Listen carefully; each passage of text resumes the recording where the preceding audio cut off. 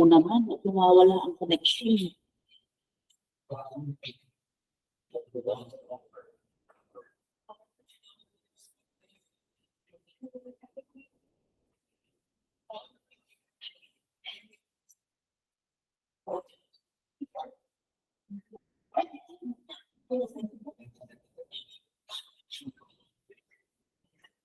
So yun, pasok na kamo.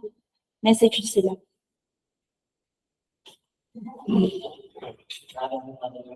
Alam nila na nililigaw sila ng program.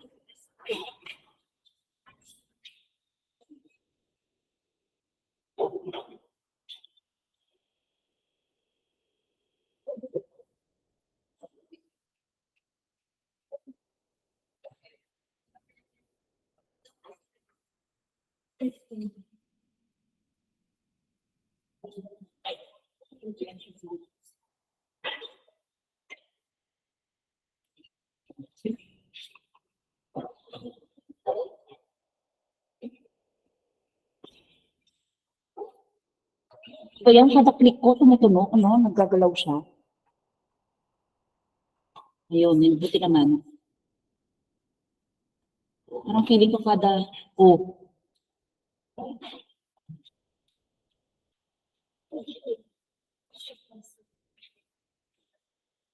Yeah, mag-flicker ba? Wala din. Hindi naman. Kaya feeling ko, grounded.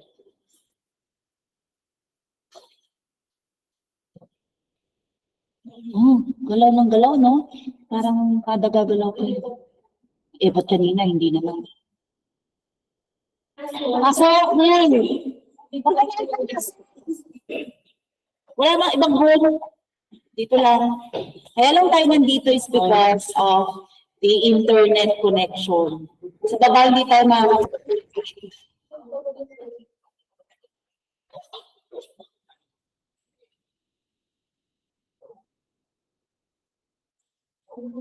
hindi na siya.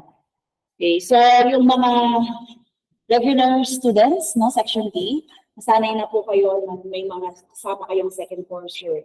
Kasi nakahalo sa inyong second courser ngayon. Dahil second courser, dapat iba ang lecturer nyo. Kaya lang, yung lecturer na naka-assign sa inyo ngayong set na to sana, nagkasakit, naka-confine sa ospital. So, wala akong choice kundi mag-take over. Si Sir John R. Wala siya Sir John R. Yes, si Ana. Naka-confine, may sakit ang lolo mo. So, yeah, ako na ngayon nag-take over. So, dapat yun ang di ba nakalagay? John R. Diba? Yun. So, nung ako na ang kasi nga naka-confine siya. Okay? So, section D, dapat sila lang ang class ko today. Rin sila same ng schedule ninyo. Same kayo ng schedule. Friday, 8 to 12. 8 to 5. Yun ako, combine na lang. Okay, so next we have the collection of objective data, the physical examination. So again, this information about the client observed by the nurses during interaction with the client. Tapos doon na natin nakukuha, no? Ay, hindi pala pwede to. Sorry. Now, to become proficient with physical assessment skills, the nurse must have basic knowledge in 3 areas. Bakit hindi ka naka-uniform? Kakapili mo lang. New student ka ba? Oh, I see. May pinagay akong attendance sa inyo. Okay, so, ayan, what are these 3 basic areas? The types and operation of equipment needed for the particular examination. Like, ulit mo, kailangan ko lang tapusin sa kanila, ha?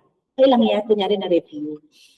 Okay. Details on the range of equipment used or needed for the particular examination. Like for example, pen light. Diba? We have pen light. Nakakita naman na kayo ng pen light, diba? So some pen lights has circular, yung bilog-bilog dito na nakalagay. Tapos may number siya dyan, 1, 2, 3, 4, or 3, 4, 5, 6, and so on. So yun yung size ng pupil. Para pag nag-assess ka ng pupillary reaction, pag tapat mo ganyan sa eyes, diba? Tatapatan mo siya ng ilaw na gano'n, and then magre-react yung pupil.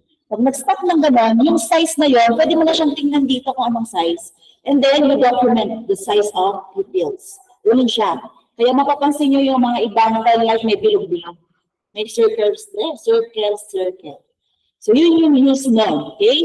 So dapat as a proficient nurse, no? Paano gamitin yung mga iba't ibang equipment. Sphygmomanometer, yung mga otoscope, no? Tuning fork, and ophthalmoscope. Next, preparation of the setting, preparation of oneself and the client for the physical examination.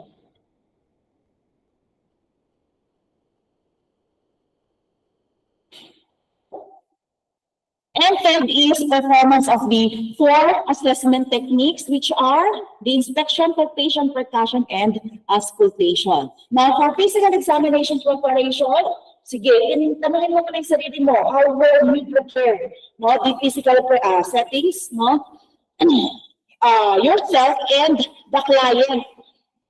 Kasi it can affect the quality of data you elicit.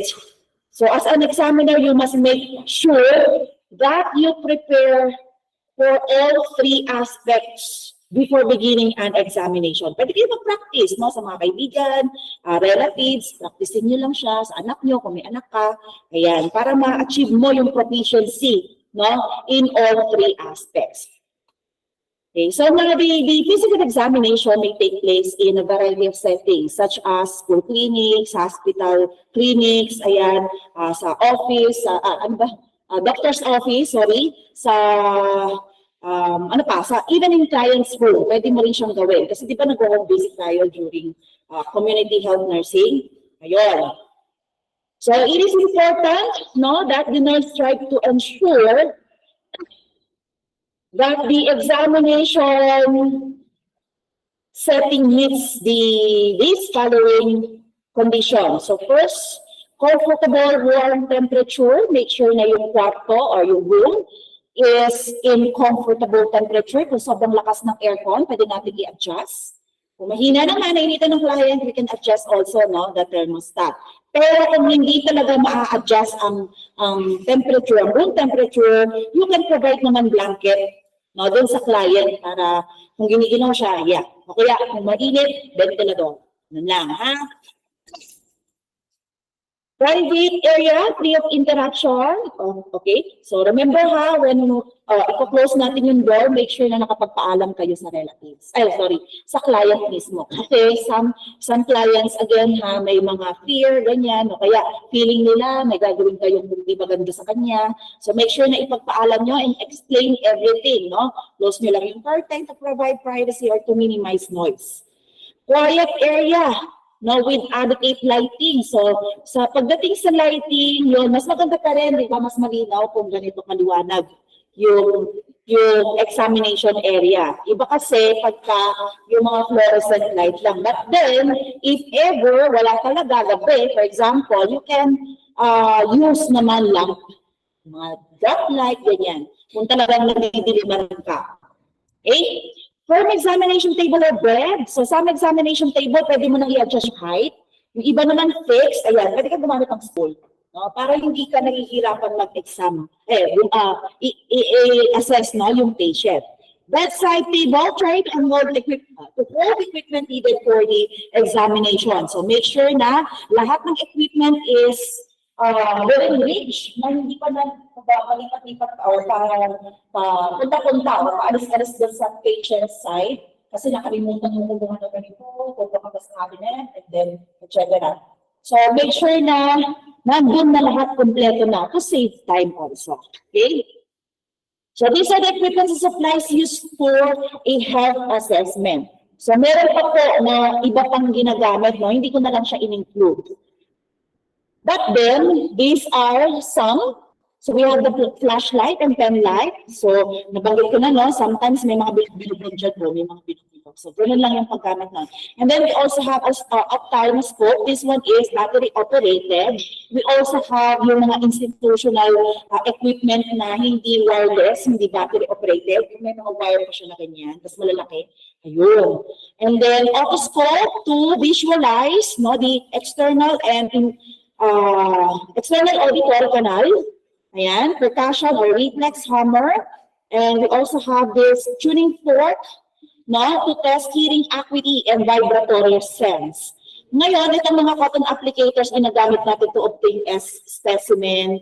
Of course, kung kailangan mo ng specimen, dapat meron tayong specimen container or cup.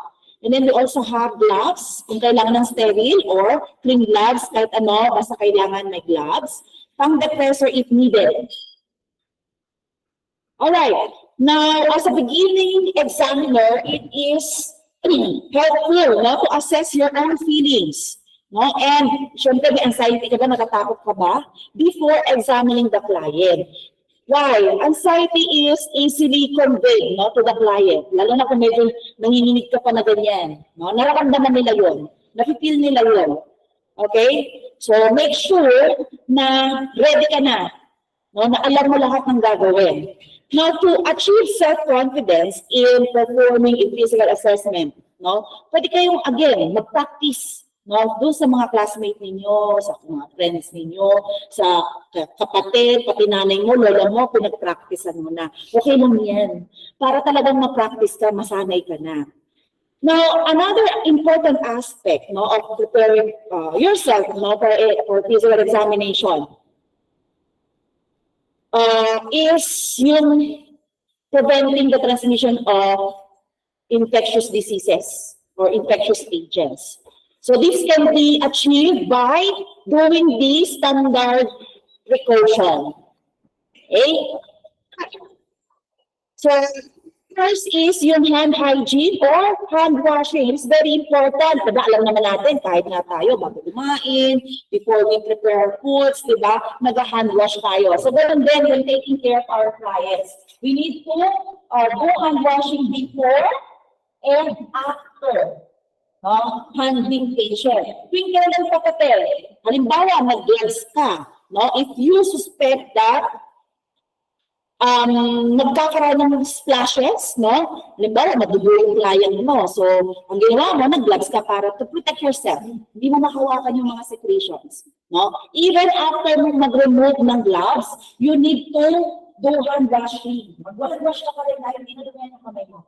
No? Just to make sure na yung dito, especially yung dito na exposed, no? Para siguradong walang kang na-harbor na microorganism. Sapa. Okay, next is yung mask, eye protection, face shield. Again, if you suspect merong mga splashes, ganyan, na pwedeng, yung pasyente mo, ubo ng ubo. So iniisip mo ngayon, baka pang ubo niya, makalsikan ka ng laway, ng plema. So ayan na, tama na, suot ka ng mask. May eye goggles ka pa, okay, shield. Tsaka kung parang sa pasyente, sabi ng pasyente sa'yo, may COVID ba ako? Ganun ba siya, di ba? Yan. Okay lang yun. Buti nga ngayon, naging aware na sila doon. Dati, magagalit pa sa'yo. Bakit? Nakakawala yung sakit ko? Parang gano'n, di ba? Pero ngayon hindi na. Kasi alam na nila, aware na sila. Okay? Gown, in case you, kailangan mong magsuot ng gown, again, to protect yourselves, no? Doon sa mga splashes. Patient care equipment. Caring for, ano ba? Ano to? Parang mali. Caring for equipment, no? Like for example, yung thermometer, digital thermometer, di ba bago natin naman siya gamitin is, nililinis natin siya, nililisinfect natin siya before and after gamitin. No? Kailangan before, hindi nililisan na yun, just to make sure. Di ba? Na baka mamaya, yung gumamit pala niya, hindi niya natin lisan. Okay? That's why, nililisinfect natin before and after. Before gamitin sa patient, pagkagamit, kami muna. Hindi mo na yan. Kaya mo rin siya, 3 times, tapos maraming malinis siya, and then siya ako isang sila. Okay, what else? So after examination, pasok. After examination, di ba nakaupo or gumamit, naka-request sila sa examination table. So meron yung cover. Bakit mo in-examine mo ng cover? Dapat meron. Yan. So, halimbawa, merong mga secretions. Ayan. So, may cover siya na gano'n. Then, after the examination, in other countries or in other institution, responsible yun. So, pwede natin i-dispose na siya, hindi nakita. No? Kung hindi na naman, siyempre dito, kailangan madutong-dutong mo na yan, bakit malitan, di ba? Yun yung nagiging practice. But then, ideally, bago lagi, no? Malinis lagi, napalitan lagi. Alright, in client approach, so ang preparation natin is first, we have to establish the nurse-client relationship, no? Especially during interview, no? Before the examination. This is important because it helps to alleviate any tension or anxiety that the client is experiencing. So para ba natin ma-establish yan? Ayan, kwento-kwento, you establish rapport, tapos chikahan na kayong dalawa. That way, ma-establish mo na yung trust. Okay? Explain nyo lagi yung procedure. No? Kailan ba nawawala ng trust ng client? Pag hinigan, ano ba sa tawag yun? Pag na-feel nyo na parang hindi mo alam yung ginagawa mo. Ayan, nawawala na yung trust. Kaya na dapat before niyo i-approach ang client, make sure na knowledgeable kayo din sa ginagawa nyo. Kabisado nyo lahat, yung sunod-sunod, no, yung procedure. Kasi pag napansin nila na, alam mo ba yung ginagawa mo, wala na, nanginginig ka pa ng ganyan. Kaya, nag-practice na ako. Di ba, may mga side comment minsan na gano'n, tapos kakabahan mo naman ng kakabahan. Wala na yung trust, no, ang client. So, explain, okay, deciding the steps, okay. Respect client's request and desires. For example, no? Pwede ko po bang isama si Teddy? Sino si Teddy? Yung bear niya. Sige, go, halika. Kunin mo si Teddy po. No, that way, mapapalagay yung pumayag ka. Sige, pwede ko na ngayon sabihin sa kanya or feeling ko mapagkakatiwalaan siya, no? Lalo na sa mga bata.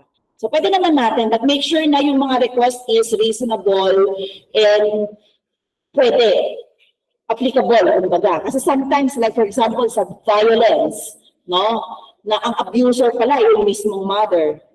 Pag nirequest niya, pwede ko bang isama si mama? So, magkakaroon na ngayon ng hindi mo na ngayon makukuha yung actual, yung factual, or yung answer na totoo. No, kung kasama niya yung abuser niya, di ba? O kaya i-manipulate na yan ng abuser.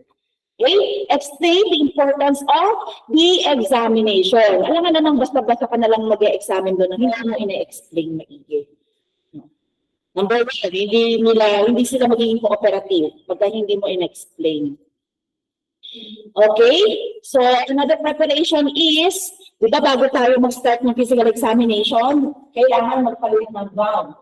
No, yung client, yung kanilang outside clothes, pagpalitan nila ng gown. But make sure na i-instruct mo sa kanila na hindi nila tatanggalin yung kanilang mga underwear. No? Kailan lang ibububuin ng panty, ang buong natin ng bra, kaya na mismo yung i-access. No? Para hindi sila maging uncomfortable. Ito naman, feeling mo naman, pagka wala ka ng panty, wala ka ng bra, parang huwag ka na rin kahit na meron kang patient's gown. Hindi comfortable, di ba? Lalo na kung ini-interview kayo ng opposite sex na, di ba? Ayan. Meron pa akong nasa online class. Naku nga, hindi ko nakikita. Ayun pala.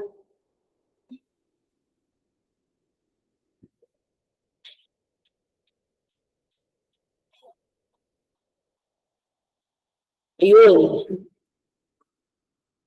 35. Okay. Ayan, kumpleto na sila. Nadidinig po ba? Kalimutan ko, nandiyan po Yes, kayo. ma'am. Yes, ma'am. Hi.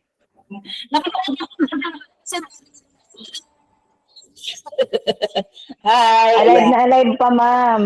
Alive na alive, okay. Kaya nga pala tayo nasa 201 kasi kahapon nasa function hall kami. Kasi nga pala, hybrid. Okay, nakalimutan ko, meron pala akong kausap sa online. Yan.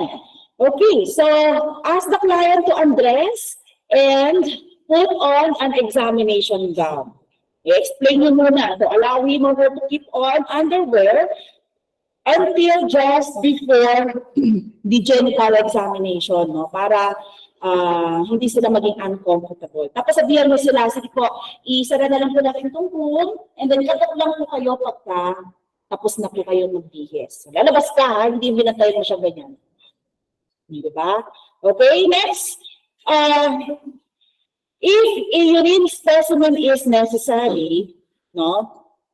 So explain nyo lang doon sa client kung ano yung purpose ng urine sample collection and also yung procedure, no? Kung paano ka kukuha ng urine specimen kung kailangan. So bigyan mo siya ng specimen container, yan, and then turuan mo na kung paano, no, mag-collect ng specimen. Now, if hindi naman kailangan ng urine specimen, like for example, wala namang sinabi yung physician na for urinalysis ang client, no? Sabihan mo lang sila na umihi muna. Okay? Umihi po muna kayo tapos magpalit na po ng gown. Why? Bakit kailangan i-empty ng client yung bladder bago mag-start yung examination? Okay? So bakit kaya kailangan umihi muna? That way, pagdating ng terminal health examination, no, may palping-palping pa yan, eh kung puno ang kanto, pag pindot, maiihi. Or, at the middle of the examination, biglang, ay, pwede po ba umihi muna, naiihi na ako. So, mai-interrupt pa, imbes na dire-diretso na yung examination. Okay? So, make sure na i-advise nyo yung client to urinate, no, to empty his or her bladder bago mag-start yung examination. Next, begin the examination with the less intrusive procedures, no? Halimbawa, yung vital sign, kasi hindi naman masakit yun at hindi ka tutusok, okay? So, these non-threatening or non-intrusive procedures allow the client to feel more comfortable, no? Tapos, mawawala na yung anxiety nila, hindi na sila matatakot. Okay? And then, so habang ginagawa mo yung procedure, i-explain nyo. Okay? And then after this po, pwede na po kayong maupo kasi dito naman po tayo sa likod mag-examine. Ganon. Para hindi yung tulak ka ng tulak, ayan. No, hindi mo sinasabi kasi kung anong position yung i-assume niya, ginawa mo, binangon mo siya, ay, babangon ka lang. Di ba? Minsan gano'n na nangyayari. Wala ka kasing sinasabi eh. No? Dapat madaldal ka. Next po, taas naman po yung kamay, hindi dito magtataas na gano'n ang kamay. Taas naman po yung kamay. So I'm going to assess your arms for ganito. So habang nag-examine ka, nag-assess ka, nagsasalita ka, nag-explain ka. Okay? Now, explain to client why position changes are necessary. So before ka pa mag-start, no, ng physical assessment, i-explain mo na sa kanya na ito, meron po kayong mga iba't ibang posisyon na gagawin. Kasi baka biglang nagulat yun. Okay, sige po. Tulad na, ang yung magandang way para sabihin yung pag-belt it over. Ganyan. Di ba? Minsan ganun eh. Alam mo kung dito sa gawi dito, di ba sa mga movie? Meron po pag meron posisyon? Actually, wala naman. Kasi parang napaka-awkward. No? Parang wala naman nag-e-examine mo. Ano ba? Siba. Patulatan ka. Hindi ba mag-a-assume ng position like mid-chest? Mid-chest. Pero yung nakatayo ng tulad na gano'n. Hindi naman. Meron din. Okay. Meron din. Na-experience mo din. Okay. Pero lalaki. Okay, sa lalaki naman siya. Sa lalaki naman siya. So before mag-start ng examination, explain mo kaagad. Meron po ditong examination na titingnan po yung rectum o yung puwit ninyo. So, tutuwad po kayo. Di ba? Kaya, alam na niya, pagdating doon sa part na yun, mag-a-assume na siya ng ganong position, hindi yung bigla mo na lang siyang patutuwarin. Okay? So, ganun na. So, these are client positions and body areas assessed. Okay? So, we have the dorsal recumbent and areas assessed. Supine, sitting, no? Halos parehas naman sila ng areas assessed. And this one is lithotomy to assess female genitalia, rectum, and female reproductive tract. So, mas maganda ganitong posisyon. And then, Sims position and prone position, and these are the areas assessed. Now, physical examination techniques. Natatanaw mo yung mga laway ko, lumilipad. Okay, so we have 4 basic techniques, no, na dapat ninyong i-master before you can perform a thorough and complete assessment of the client. So these techniques are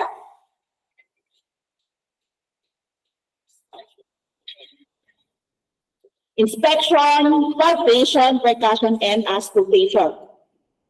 So madami lang pong tandaan, IPA.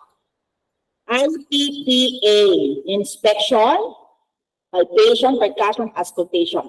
Now, ang pattern nito is ganito, ang dapat siya, ganito yung pagkakasunod-sunod niya. So, mag-start tayo dun sa less intrusive na tinatawag or yung walang no-touch procedure, which is yung inspection. Hindi mo naman kailangan, not necessarily hahawakan mo yung pasyente para mag-inspect. Unless nakatago yan at unconscious yung client na kailangan mo hawakan para itaas, no? Yung certain part of the body. Okay? So inspection, susunod doon yung less painful procedure which is palpation. And then yung mas masakit na procedure which is percussion. And finally yung auscultation. This one, although makikinig ka lang naman, kaya lang gagamit tayo ng equipment, which is yung stethoscope. Okay? Kaya nilagay na lang natin siya sa huli. Right? So, madali ang tandaan niya, yung sunod-sunod ng assessment technique, inspection, palpation, percussion, and auscultation. Yan lagi ang pagkakasunod-sunod. Una lagi ang inspection. Pangalawa lagi ang palpation. Pangatlo lagi ang percussion. Okay, and then finally, auscultation. Laging ganon. Right? So first inspection, it involves using the senses of vision, smell, and hearing to observe and detect any normal or abnormal findings. Inspection, di ba ma'am? Titingnan lang natin, ba't kailangan pang amuyin? Automatic yun. No? Nag-dress ka ng wound. Pagbukas mo na ganyan, kita mo, namumula yung sides. Wala ko nakikita. Pagbukas mo ng wood, dressing, so nakita mo yung sides na mumula. Tapos, umalingasaw na yung amoy niya. Kaya kasama yung smell. Okay? Yun, kasama yung smell. Pagbukas mo, namumula. Naamoy mo pa, amoy patis. Infected na to. No? May idea ka na agad. Naku po, infected na to. Diba? So, kaya kasama lagi ang sense of smell. So, yun. So, we have given guidelines, no, as you practice the technique of inspection. First, make sure that the room is in a comfortable temperature because too cold environment can affect or too hot environment can alter the normal behavior and of the client and the appearance of the client's skin. For example, sobrang lamig ng room. Ano man ang matis niya sa skin color? Kasi na-discuss sa kanila test. Nakalimutan nila. Anong nangyayari sa skin color ng sobrang lamig? Anong kulay? Pain color? Anong nangyayari natin mo? Okay. Ano yung ano? Yung mga providers natin, alam yan. Pag hinigil.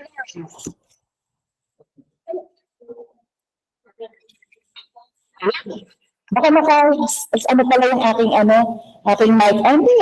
Hindi ako naka-mute.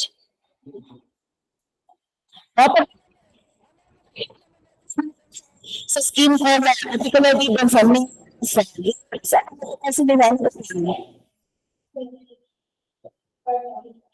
okay.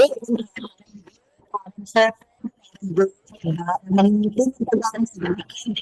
because I'm sure or scientific. Sa basic, kung matapansin niyo, especially yung may mga kapatid o may mga anak dyan, paano niya nalalaman? Diba? No? Sa infants, um,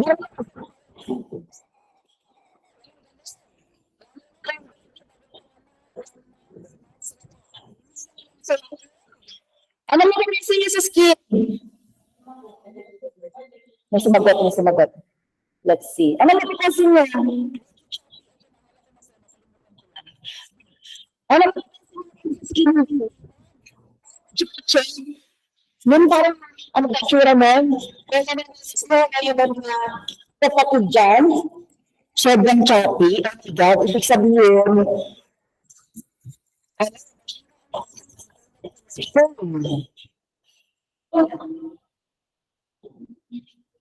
shit. Right. Ayan, okay na. Sinaksak ko, nalipat ko ng reason. Robot, okay na ba? Check mo.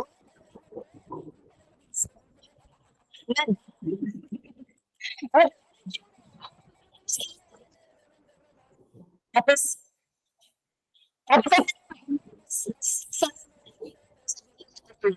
parang gano'n, because nag siya.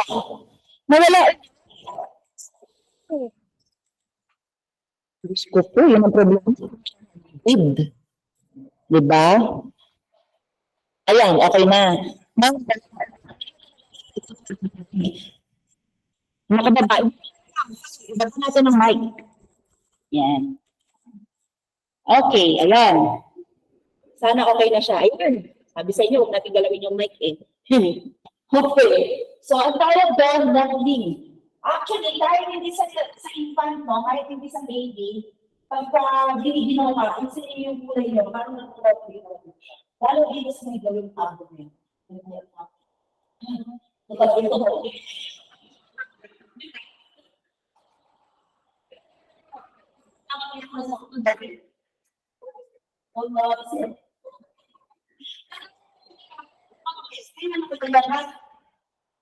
Pwede na kang palagalan. Okay. Next, good lighting. Alam niyo na, di ba? Ganun talaga. So, good lighting, use good lighting, preferably kung kaya naman ng sunlight. Sige, good. Sabi mo, okay na. Tapos dito pala, no? Nasa sidewalk pala kayo. And then, ilaganan yung tiyan mo, no? Hindi. Ayan. Pagkagano'n naman, pwede naman yung fluorescent light. Pag hindi pa rin kaya, hindi nyo pa rin makita yung mismong itsura nung ina-examine ninyo, pwede naman gumamit trap light. Okay? But then, may mga factors na that may affect yung skin color. Sabi ko nga, last always, example ko is yung color ng paint. No? Meron kami in-inspect na building, and then ang color ng wall is yellow. Kasi dilaw na dilaw siya. Nag-reflect yung color. No? Parang jaundice na rin. Parang na rin natin. So, mas maganda kung ang color ng wall is white. Ayan. Look and observe before touching. Inspection A. Hindi mo muna siya hahawakan. Inspection muna. Completely exposed part being examined while dating the rest of client as appropriate. No? Hindi isang hubad na nakahiga na ngayon doon. Kaya tayo mayroong tinatawag na drape. Kino-cover natin ng ibang area ng body para hindi masyadong awkward. Kaya kung masyadong malamig yung room, hindi ginawin yun. And also, pagka ganun lang yung pag-expose natin, hindi magiging comfortable yan sa client. Hindi siya magiging uncomfortable. Okay? So, we have to note the characteristics while inspecting the client, and also we have to compare the appearance of or symmetric body part. Like, for example, yung extremities, dalawa, pwede ko i-compare yung kaliwa sa kanan. No? Yung ears, pwede mo i-compare yung dalawa. Eyes, legs, ayan, breast. No? I-compare mo, mas malaki yung kaliwa, mas maliit yung kanan, mga ganun. No? So, yun yung mga kino-compare natin, no? Yung merong left and right. Okay, so second is palpation. So palpation is the examination of the body using the sense of touch. Right? So ginagamit natin yun, ito pala, yung pads, no, ng fingers natin. Kasi ito yung merong higher concentration or concentration of nerve endings, no, that makes them highly sensitive to tactile discrimination. Okay? So meron tayong 4 na klase ng palpation. So first, light palpation. Ito yun. Okay? So, palpation. So place your dominant hand na on the surface of the structure. So there should be very little depression or no depression na para talaga nakapatong lang siya. No, gaano kalalim? Less than 1 centimeter. Kung kailangan mo medyo diinan ng kaunti, but not more than 1 centimeter. Less than. May konting diin lang ng konti. No? So we have to feel the surface structure using a circular motion. So saan natin ginagamit to? Pag nagkakapa tayo, nagpapalpate tayo ng mga pulses. Pulse. Pulse. Okay? Pulses. So, ano pa? Feel tenderness, okay? Yung texture ng skin. Temperature and also yung moisture. Next is moderate palpation. So, wala tayong picture dito ng moderate palpation. So, sa moderate palpation, depress the skin surface 1 to 2 centimeter and then with your dominant hand only. So, isang kamay lang din. Tapos, circular motion din, no? Para mas madaling makapa o maramdaman yung organ or muscles dun sa part na yon. So, we have to know the size and also the consistency. So, usually, ginagamit natin ng moderate palpation pag kumakapa tayo ng mga kulani or tilt nose. Okay? Sa leeg, sa kilikili. Yan. Next is deep palpation. When we say deep palpation, ito na yung deep palpation natin. So, ang gamit na natin is 2 kamay. First, place your dominant hand on the skin surface. Ito yung dominant hand niya. And then, on top of your dominant hand, ilagay mo naman yung kabila, yung non-dominant hand, to apply pressure. So, this should result in a surface depression between 2.5 to 5 centimeter. Ayun, kung nakapansin nyo to, malalim, di ba? Siguro mga 1 to 2 inches na yan. So this allows you to feel very deep organs or structures that are covered by thick muscle. So usually sa abdomen natin ito ginagawa. Ayan. Okay. Next is bimanual palpation. Ayan, ito naman siya. Kaya ito. So we use both our hands, no, 2 kamay, placing one on each side of the body part, no, na gusto nyong kapain. So, pressure, usually yung nasa ibabaw, ang nag-a-apply ng pressure yung nasa ibabaw. Okay? And then, yung nasa ilalim, siya yung mag-feel, kakapa. Siya yung kakapa kung anong mararamdaman niya din kung may buhol ba o wala. Now, dito, ito, saan siya? Dito sa tagiliran itutulak, no? Netang nasa taas na kamay, yung organ. Anong organ ba yung makikita natin dito? Dito. Kidney. Okay? So, itutulak niya yan, tapos nung makapano itong kamay sa ilalim, yung kidney. Okay? Tulak lang. Tapos makakapano yung kidney. Okay? So, dito naman sa breast, okay, ito, ibibiin itong nasa ibabaw, so makakapana nung nasa ilalim na kamay kung meron ng mga mass, may mga bukol. Okay? Ganun ba nun? Ayan. Alright. Palpation consists of using parts of the hand, no, to touch and feel for the following characteristics. Now, dito na ako pumunta. So these are the hand parts, no? Kung nakikita nyo yung nasa online, no? Yung table 3-2, parts of hands used when palpating. So for finger pass, it is sensitive to fine discrimination. Kaya nga ito yung ginagamit natin na pang-palpate sa pouches and yung texture for malinis ba, smooth, no? Or rough, okay? Now, yung over or polymer surface naman, ito yung ginagamit natin para ma-feel yung vibrations. Okay? Yung thrills, yung tremulous. No? Particularly dito sa respiratory sa back. Okay? And then, dorsal or yung back part of your hands, dorsal surface, sila naman yung sensitive sa temperature. Okay? Kaya na pag sila naman, lagat mo yan. Ganyan siya. Okay? Di ba? Di ba ganda? Ganon. Kasi siya yung sensitive sa temperature, yung back of your hands. Okay? And then, percussion.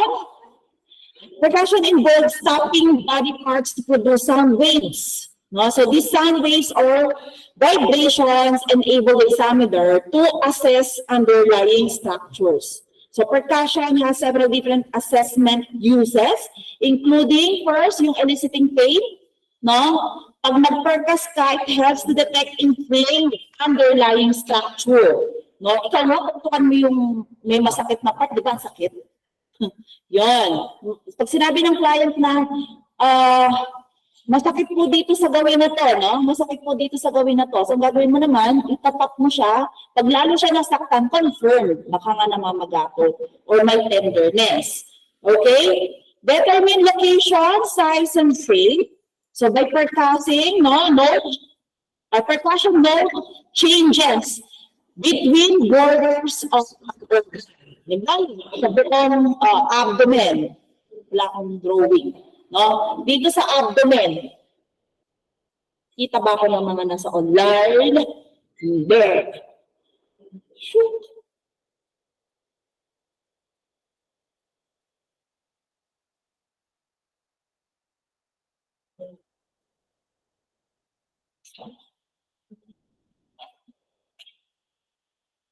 Hindi rin kita. Wala na, yun na yun.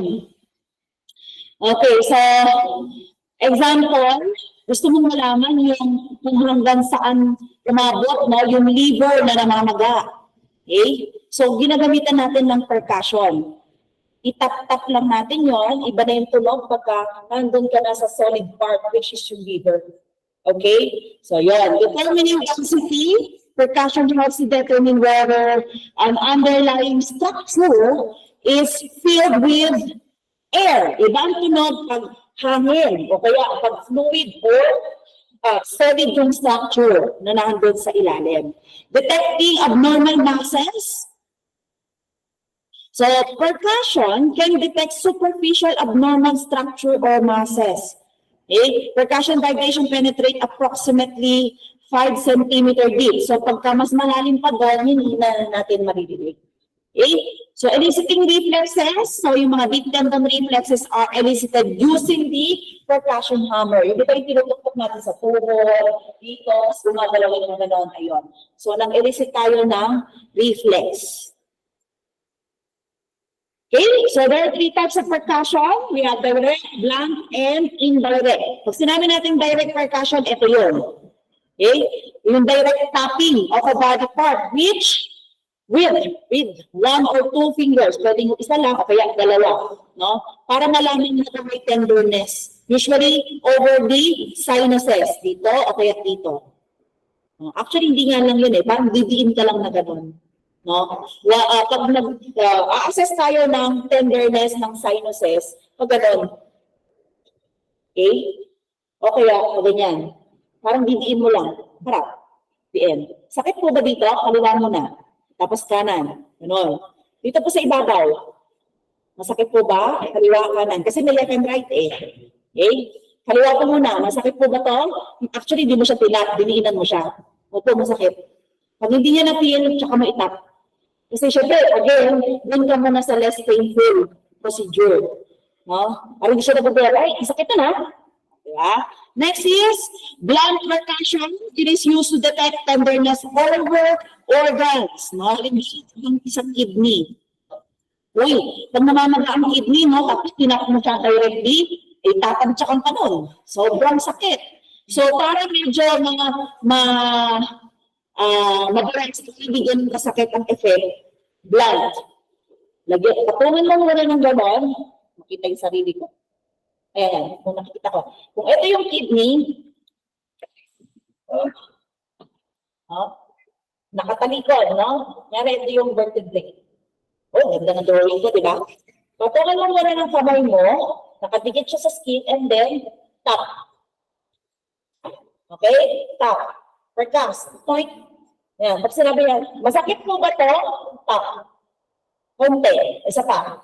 Tap. Opo, masakit. Okay. So, probably yun yung may problema. Eh, yung kaliwa, tap. Wala. So kanan, tap. Yung kanan daw masakit. Yung kaliwa hindi. Usually, ganun lang. Okay? Next is indirect percussion. So, ito yung most commonly used method of percussion. No? Yung nakikita natin lagi sa TV, sa clinic, ito yun. Okay? So, the tapping down with this type of percussion produces a sound or tone that varies with the density of underlying structures. So, pag nag-increase ang density, the sound of the tone becomes quieter. Pag nagiging mas solid siya, solid tissue produces a soft tone, fluid produces a louder tone, and air produces an even louder tone. Para lang siyang tambol. Ganun ang tunog niya pagka air-filled. So, ang tawag natin din as percussion tone. Okay?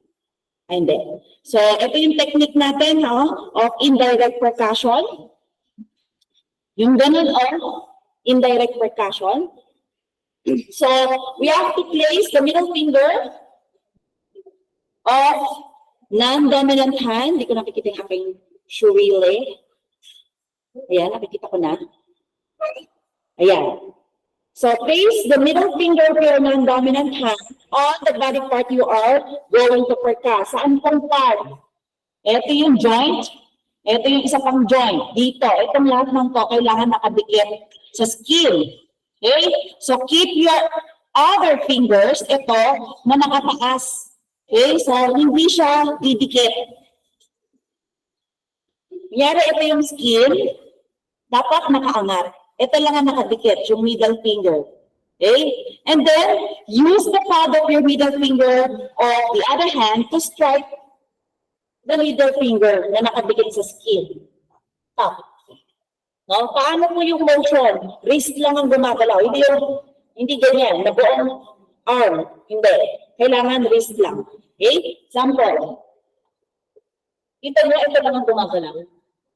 Hindi kasama to. Nakatalikod yung pasyente, di ba? Tap. May na-create ako ng sound, yes. Yun yung solid sound. No? Kasi solid to eh. Okay? Ganun siya. Sige, sa table. Sa table. Ayan. Yan. Wrist lang. Wrist lang. Hindi kasama yung buong. Okay, very good. Ito mas malakas kasi ito eh.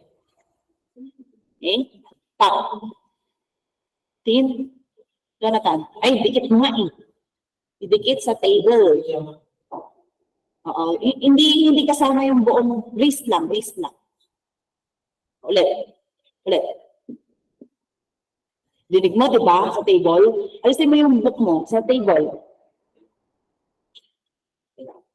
Angat mo agad. Oo, angat mo agad. Dapat may sound.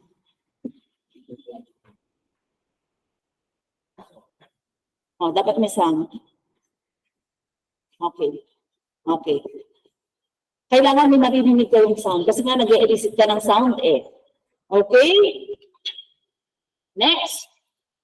So ito yung tawag natin sa mga percussion tones. No? I-search nyo ito No, para marinig niyo siya, gumamit kayo ng headset para marinig niyo kung ano yung tunog ng resonance kung nag-percuss.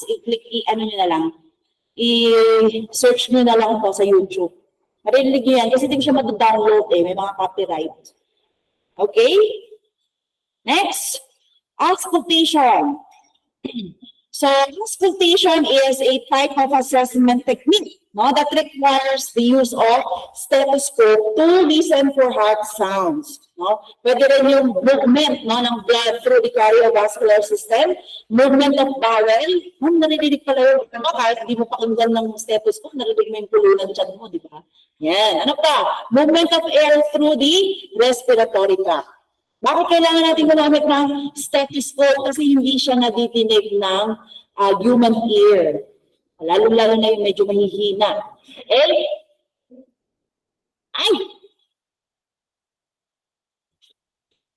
So yung sound detected using auscultation are classified according to the intensity, malakas ba o mahina, loud or soft ba, yung pitch, it could be high or low, yung duration and quality of the sound. Paano ba gamit ng stethoscope? Lahat naman siguro kayo, second course marunong. Ganito ang paano. Yung earpiece, make sure na nakapoint siya towards your nose. Why? Kasi ang position ng ear canal, ganito. Okay? Ganyan. So, dapat yung butas ng earpiece mo nakaayon dun sa ear canal para mas maririnig mo siya. Pag ganito ang position, ano nangyayari? Dinakadikit lang sa dito sa skin, wala ka maririnig. Okay? So, make sure na yung earpiece is ganito yung posisyon, nakapoint siya towards your nose, and check yung diaphragm or yung belly. Kasi natutwist yan na i-open mo siya or na i-close mo siya. Yung may butas yun. Pag pinwist mo gano'n, check mo, tap mo lang yung diaphragm mo doon siya kung may maririnig ka, o baka nasa bell siya. Tap mo gano'n kung doon mo siya maririnig. If you're going to use the diaphragm, make sure na doon siya naka-point, yung opening, para mas maririnig mo. Wala ka marinig. Kasi yung bell yung naka-open. Pinwist mo gano'n. Kaya lang meron na to. Naka-isang putos ka na sa akin. Okay? So make sure na marunong kayong gumamit stethoscope. So, these are the guidelines, na dapat i-follow ninyo to practice the technique of auscultation. So, first, eliminate distracting noise. Pag sobrang ingay sa paligid, may radyo, may nagkakantahan, kaya pag nag-medical mission at may nagtutugtugan doon, inis na inis kami. Bakit? Hindi marinig eh. Especially yung mga nag-vital sign, hindi talaga madinig kasi sobrang ingay. Okay? What else? Yung kiskisan ng tubing, di ba? O kaya kamiskis yung tube dun sa damit ng client, maingay mo lang, hindi mo na madidinig yung gusto mong marinig dun sa loob ng katawan. Kaya make sure na hindi siya dumidikit. Yung tubing hindi siya dumidikit sa kung saan-saan. Next, expose the body part being auscultated. Ibig sabihin, yung mismong diaphragm o yung mismong bell sa skin nakadikit. Hindi sa ibabaw ng damit. Bakit? Yung kiskisan niya kasi ng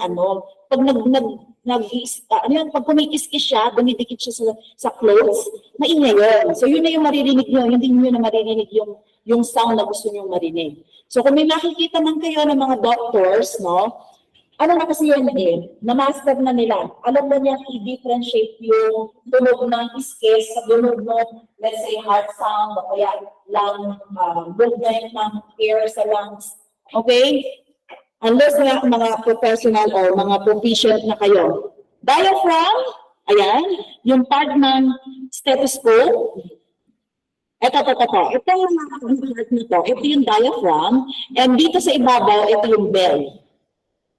So, kailan mo gagamitin yung diaphragm? Pag high pitch. Okay? Pag high pitch sounds, yung papakinggan mo. Kagaya ng word sounds. What else? Yung breath sounds and vowel sound. So, yun yung gagamitin nyo ng diaphragm. Pag bell naman, gagamitin natin. So, yung bell, Maririnig natin doon is yung mga low-pitch sounds. Actually, ang hirap pakinggan ito kasi nga low-pitch sila eh. Yung mga abnormal blowing or murmuring sound. Like, for example, yung brewing. No? Na-experience nyo na ba minsan na parang may dumaloy dyan na yung parang lumagas-gas na tubig pero wala naman? Actually, yun yung blood vessel nyo. No? Narinig nyo yung sarili nyong brewing. Yun yun.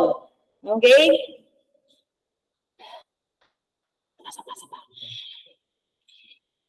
Okay, so ayan nga, place earpieces into outer ear canal and angle binaural downward toward your nose. And also, don't forget to disinfect mo after use. Mamaya, yung binikitan nyo ng bell or ng diaphragm, may mga galis-galis sa katawan, di ba? Kadiri naman. So, make sure na nililinis natin siya lagi. Next.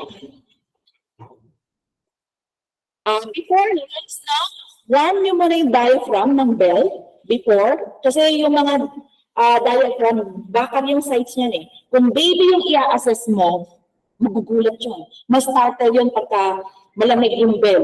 No, iyak na yan, hindi mo na maririnig yung heart sound or yung lung, yung airflow sa lungs, di ba? So make sure na i-warm nyo siya para pag dikit na ganon, hindi magugulat. Uy, lamig yun.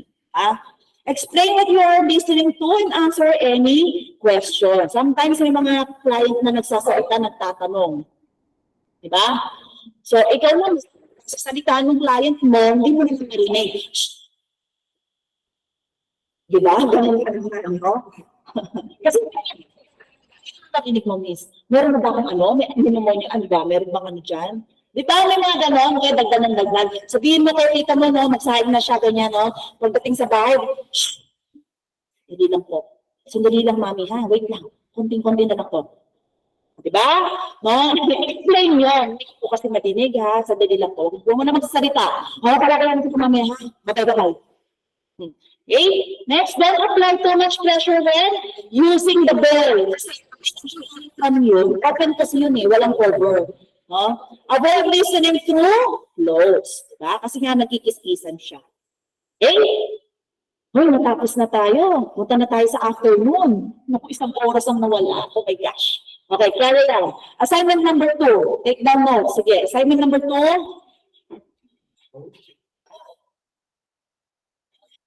Next natin dito. So, assignment number 2.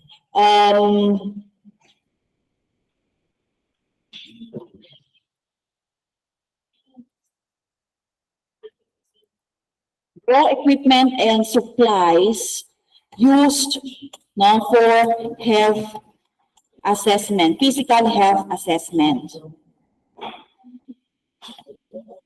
And write its use. Sure.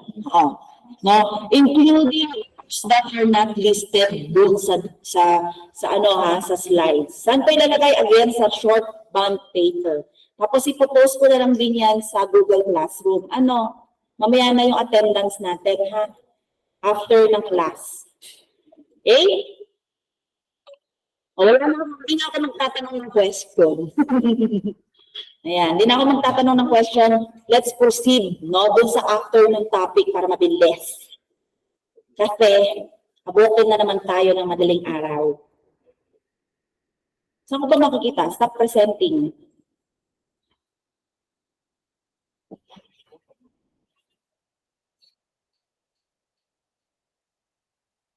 Ayaw, ano ba naman yan?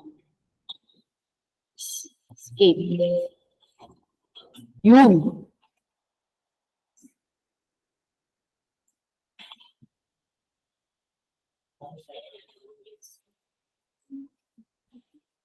Oh, hindi pala naka-open. Oh my God. Wait lang. Cancel. Cancel.